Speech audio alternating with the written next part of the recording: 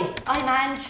This is my channel, No Second Season. Welcome. On this beautiful sunny spring Saturday, I am stuck inside. I'm trying to recover from a cold that I came down with on Thursday. Had a terrible day yesterday, but I'm taking the opportunity to do something I've been meaning to do for a while, and that's to revisit gear reviews that I've previously done. Now, there's one problem with reviews, and that's, are you going to buy the same item that you saw reviewed? Was it manufactured in the same country? Have they changed manufacturing processes recently? Have they changed design recently? Who knows whether it would be better or worse. So that's just one thing to bear in mind. And from that, I would take sticking with a company that gets consistent, good reviews of the gear you're interested in might be the best way forward. I'm going to start these revisits with my footwear, my trail runners. Selecting the right size and the right gear is trickier than you think. Now, for the young people watching, you won't think twice about this. You'll just go out and buy and wear and you'll be fine. It wasn't till my mid to late 50s that I started getting foot trouble. If you want to see what I mean, go across to my website, nosecondseason.com, and have a look at the article on selecting the correct size footwear for hiking and bikepacking, and mountain biking for that matter.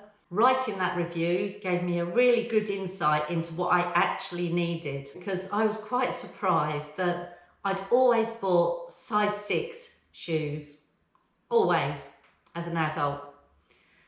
Now I wear UK size 9, so I've gone 3 sizes up for bikepacking and hiking.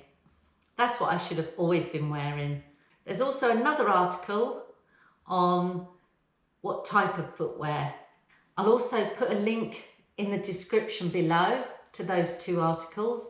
I hope you find them interesting reading. Starting with trail runners, I reviewed the Ultra Lone Peaks. These are Lone Peak 5, and then I swapped these out for some Topo Ultra Venture Pros.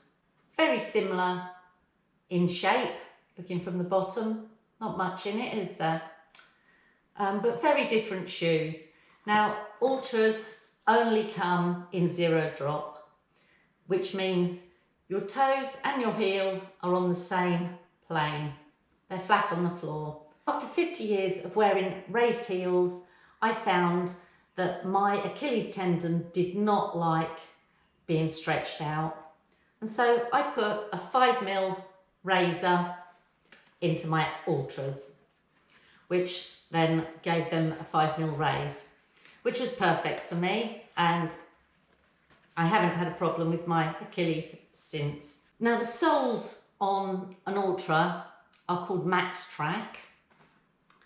The soles on the Topo are Vibram. Now, the Ultra ones I find have very little grip, wear out very fast, and I don't like them at all for support.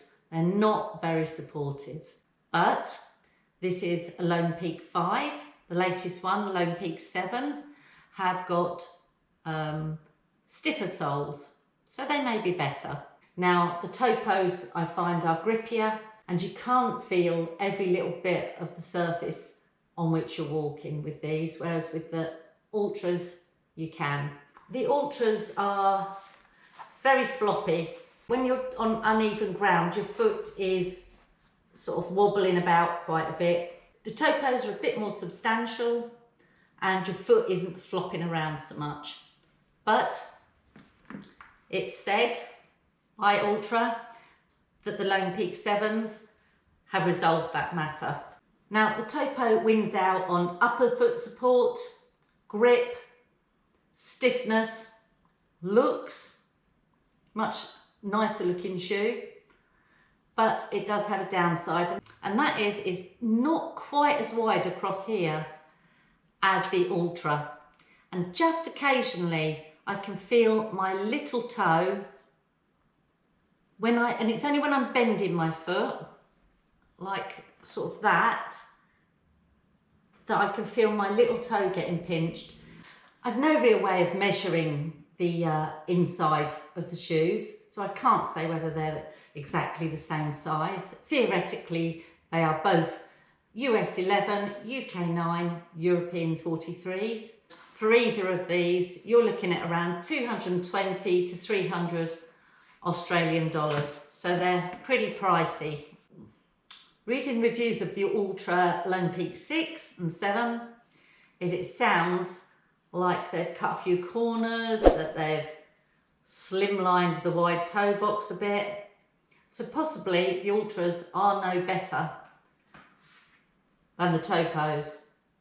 So, and this is where it comes in. When you're looking at reviews, things do change. So with the Topos, if I was really rich, I would chop them in for a pair half a size bigger and see how I got on with those. There's probably not many young people watch my videos, but if there are any young people watching, listen to Granny Ange. Get wide toe box shoes now before you too will be whining about your feet ailments when you get into your 60s. So that's my revisit on my trail runners. I hope this was useful to you. Good luck selecting your shoes and your shoe size, and happy hiking and bikepacking. I'll close this video here, and until next time, goodbye for now.